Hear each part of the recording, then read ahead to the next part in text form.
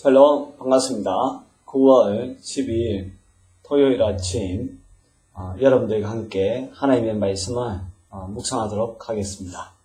오늘 함께 묵상할 본문은 빌립보서 4장 1절에서 7절에 있는 말씀입니다.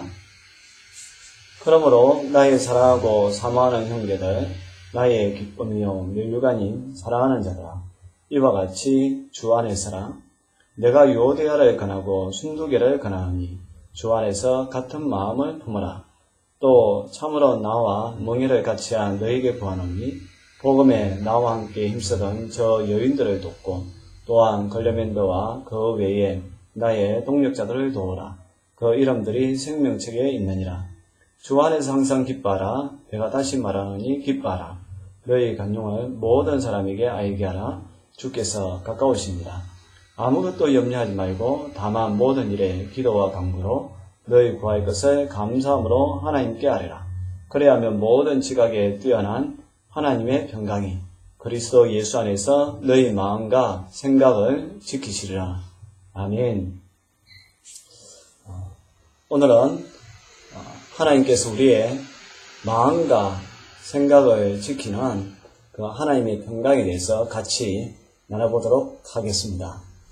우리가 신앙생활 할 때에 가장 중요한 것이 무엇이냐라고 하면 우리 마음속에 평안이 있는 것이라고 볼 수가 있습니다. 우리가 교회를 5년을 다녔던 10년을 다녔던 또 내가 어떤 사역을 하든지 간에 내 마음에 평강이 없으면 참 그 신앙은 복된 신앙이라고 할 수가 없습니다. 주의 사역을 하는 많은 사람들 가운데에 일 처리는 잘하지만 그런 마음속에 평안도 없고 기쁨도 없이 그냥 습관적으로 한다든지 또 오랫동안 그 일을 하면서 매너리즘에 빠져버리는 그런 경우를 볼 수가 있습니다. 사람이 나이가 들면 권태기가 있는데 그것뿐만 아니라 신앙생활 할 때에도 권태기에 빠지는 하나님을 믿는다라고 하는데 마음속에는 기쁨이 없는 그런 경우가 있는데요. 그러나 우리가 알아야 할 것은 신앙생활 할 때에 평안과 기쁨이 없다라면 여러분들이 하고 있는 그러한 사역을 잠깐 내려놓고 먼저 하나님과의 관계를 회복한 이후에 다시 그 사역을 하시는 것도 큰 유익함이 있을 거라고 생각을 합니다. 바울은 빌립보 교인들을 너무 사랑했습니다. 우리 빌립보서 1장 8절의 말씀도 나누어 보았듯이 바울은 빌립보 교인들을 향하여서 예수 그리스도의 심정으로 너희를 얼마나 사랑하는지 하나님이 내 증인이 되신다라고 할 만큼 빌립보 교인들을 사랑했습니다. 오늘 1절 말씀에도 다시 한 번 더 그 빌립보 교인들을 향한 그 애정을 이렇게 표현하고 있는데요. 나의 사랑하고 사모하는 형제들, 나의 기쁨이요 면류관인 사랑하는 자들아 라고 이야기합니다. 여러분들은 여러분들이 속해 있는 공동체의 그 성도들, 지체들을 어떻게 표현하고 있습니까? 정말 이 바울처럼 사랑하고 사모한다라고 그렇게 말할 수 있습니까? 또 기쁨이요 면류관이라고 또 그들을 말할 수 있습니까? 바울은 그 빌립보 교인들을 향해서 정말로 내가 사랑하고 또 사모한다. 지금 내가 이 감옥에 갇혀있기 때문에 빨리 너희들을 보고 싶다. 그 마음이 간절함을 표현하고 있습니다. 또 동시에 빌립보 교인들을 향해서 나의 기쁨이 된다라고 이야기합니다. 기쁨이 된다는 것은 그런 것이죠. 누구를 만나든지 막 자랑을 한다는 겁니다. 저도 자랑하고 싶은 사람들이 참 많이 있습니다. 누구를 만나더라도 그냥 그 사람 이야기만 하면 무조건 그냥 칭찬이 나오고 자랑하고 싶어하는 그러한 사람들이 있는데요. 바울이 빌립보 교인들을 생각하면서 그랬더란 사실입니다. 또 그들이 면류관이라고 이야기합니다. 면류관이라는 것은 하나의 그 이 승리의 상징이지 않습니까? 어떤 경기를 이기고 나서 또 어떤 시험을 통과하고 나서 얻는 것이 면류관입니다. 하나님 앞에서 얻을 수 있는 면류관 중에 하나가 뭐냐 하면 바로 빌립보 교인들이라는 것이죠. 하나님 앞에 이 빌립보 교인들의 모습을 보여주면서 하나님, 정말 내가 복음을 전했던 사람들이 이렇게 하나님을 섬기고 있습니다 라고 자랑할 수 있는 존재가 빌립보 교인들이라는 겁니다. 저와 여러분들도 그런 사람들이 많이 있었으면 좋겠습니다. 동시에 다른 사람들이 저와 여러분들을 봤을 때에 당신은 나의 기쁨이고 또 나의 면류관이라고 그렇게 표현할 수 있는 그런 존재가 되었으면 좋겠습니다. 그러면서 바울은 그들을 향해서 주 안에 서라 라고 이야기하고 있습니다. 여러분, 신앙생활의 뿌리는 예수 그리스도 한 분입니다. 우리가 세상에서 땅을 딛고 살아가니까 나름대로 의지하는 것이 있을 텐데요. 그러나 우리가 알아야 될 것은 우리가 절대적으로 의지해야 할 분은 예수님 한 분이라는, 우리의 반석도 예수 그리스도십니다. 또 우리가 본받아야 할 분도 예수 그리스도라는 것이죠. 우리가 믿어야 하는 존재도 예수 그리스도 한 분밖에 없다라는 사실입니다. 바울은 빌립보 교인들을 향하여서 너희들의 믿음이 너무 좋은데 그러나 다시 한 번 더 주 안에 서야 된다라고 권면하는 것을 보게 됩니다. 왜 그랬을까요? 빌립보 교인들의 전체적인 믿음으로 봤을 때는 다 좋은데 근데 내부 속에 들어가 보면 또 문제가 있었기 때문에 그렇다라는 사실입니다. 대표적인 그 문제의 사람들이 있는데요. 그 2절에 보니까 내가 유오디아를 권하고 순두계를 권하노니 주 안에서 같은 마음을 품어라 라고 이야기하고 있습니다. 유오디아와 순두계 두 사람 다 여성이라고 그렇게 다들 알고 있는데요. 이 두 사람, 빌립보 교회가 적은 교회는 아닙니다. 작은 교회가 아니라 우리가 1장에서 살펴본 것처럼 집사들도 있고 감독들도 있었기 때문에 최소 몇백 명에서 몇천 명이 모이는 그러한 교회라는 것을 알 수가 있는데요. 근데 바울이 그 많은 교인들 중에서 유오디아와 순두계를 콕 집었다는 것은 다르게 이야기하면 이 두 사람의 영향력이라든지 또 이 두 사람 때문에 일어나는 문제가 많이 있었기 때문이죠. 또 그런 소식이 지금 로마 감옥에 갇혀있는 바울의 귀에까지 들렸다는 사실입니다. 그래서 바울은 이 유오디아와 순두계를 향해서 같은 마음을 품어라. 주님 안에서 서로 용납을 하라는 것이죠. 아마 두 사람이 엄청나게 적대적인 그런 관계에 있었던 것 같습니다.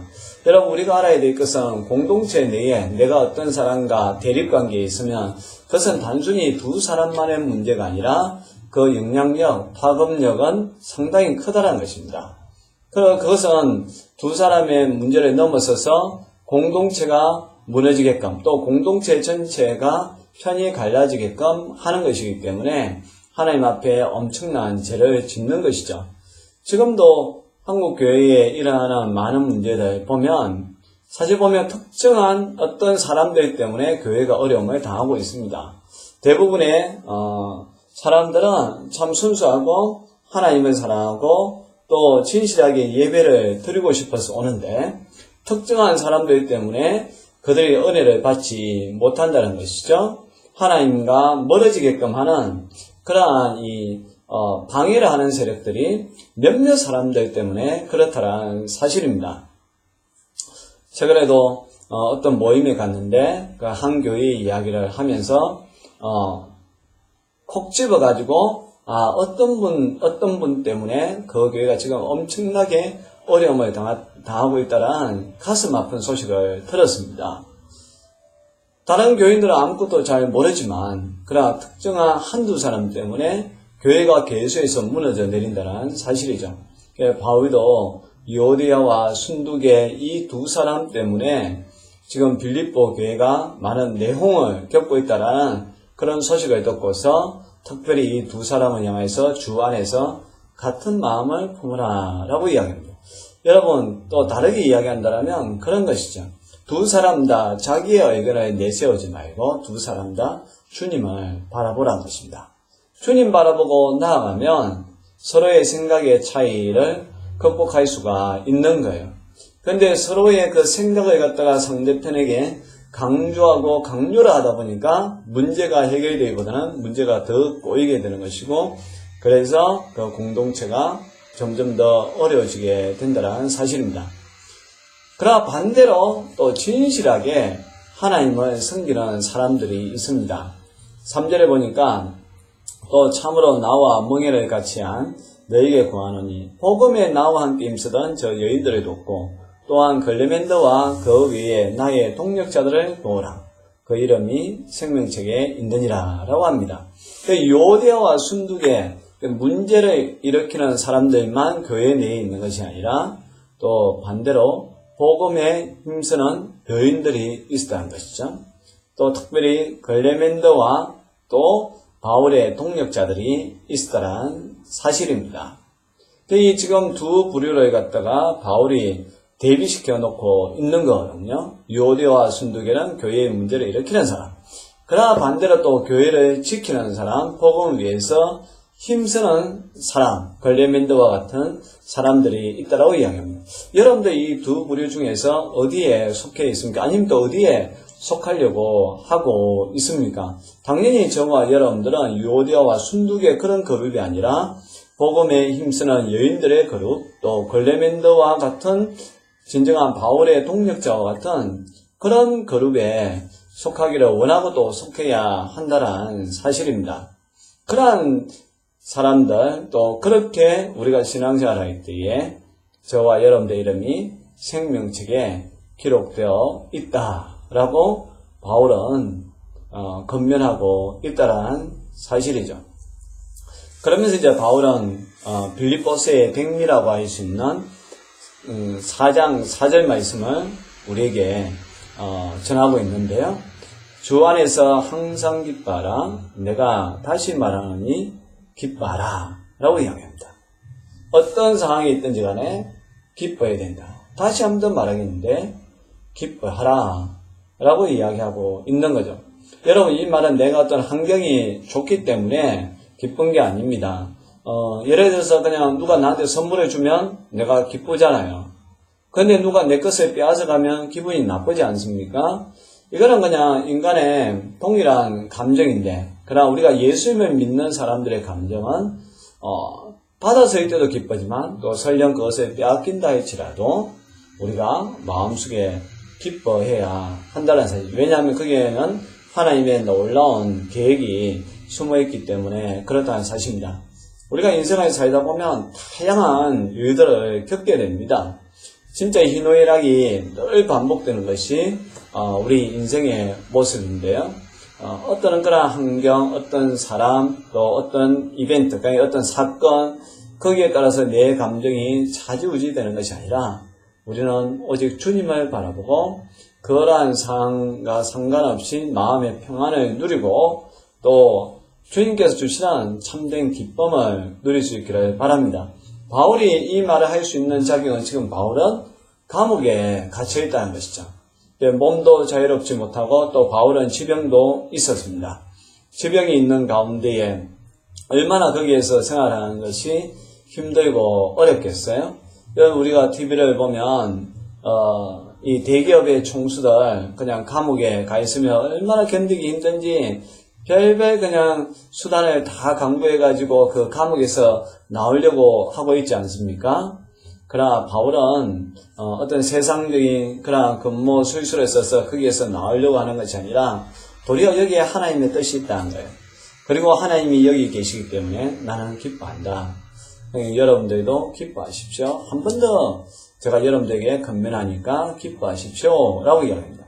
참 부족하지만 저도 여러분들에게 건면하고 싶습니다. 여러분들 지금 상황이 어떤 상황인지 모르겠지만 여러분들도 기뻐하십시오. 그 가운데 또 기쁨의 요인을 찾으면 반드시 있습니다. 또 감사의 요인을 찾으면 또 반드시 있습니다.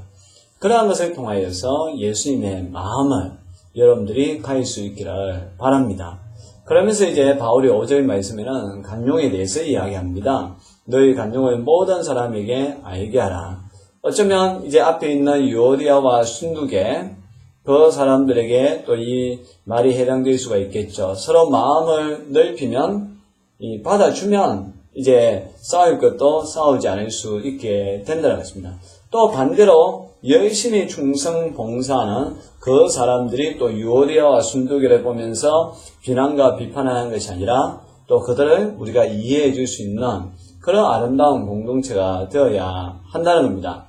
우리가 공동체 안에 속해 있으면 정말로 어떤 면에 있어서 어떻게 저런 사람이 신앙생활을 한다라고 할 수가 있을까? 세상 사람보다 더 악한 사람 같아 라고 생각하는 사람이 내 눈에 보기에는 있을 수가 있지만, 그러나 우리가 그런 사람들까지 품을 수 있기를 바랍니다. 왜냐하면 예수님이 나 같은 사람을 품어 주셨잖아요.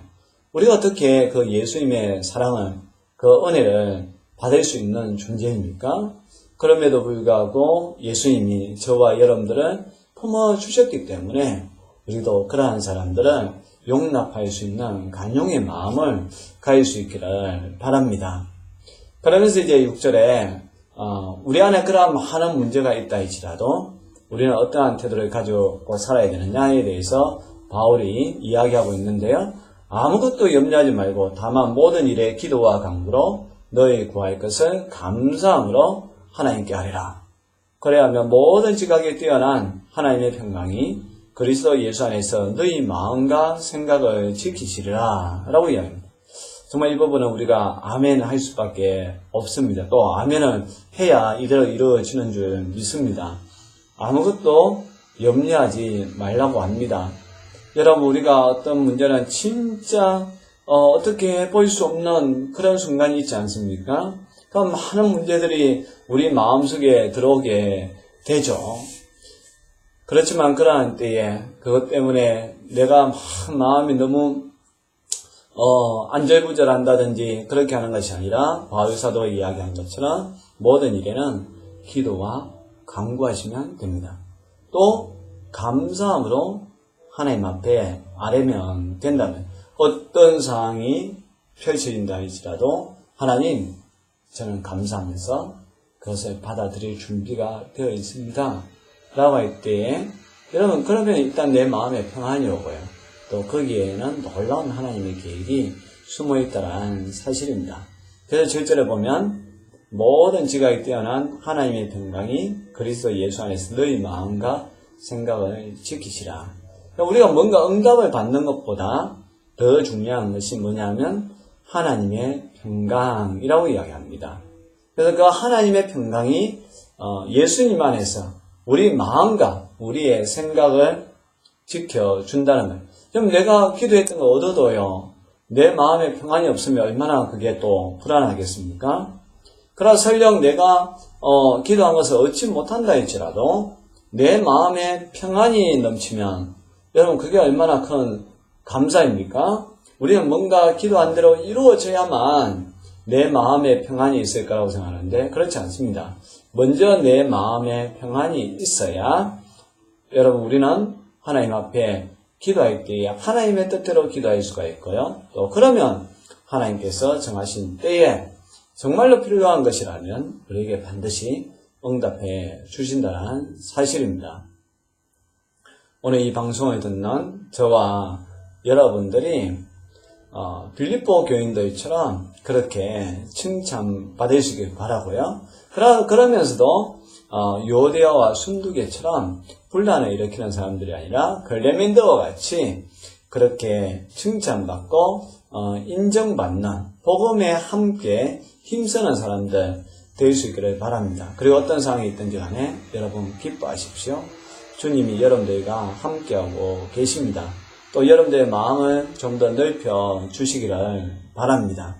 그리고 어떤 상황이 있든지 간에 염려하거나 근심하는 것이 아니라 기도하고 간구하시고요. 특별히 하나님의 평강이 여러분들의 마음과 생각 속에 임할 수 있기를, 기도할 수 있기를 바랍니다.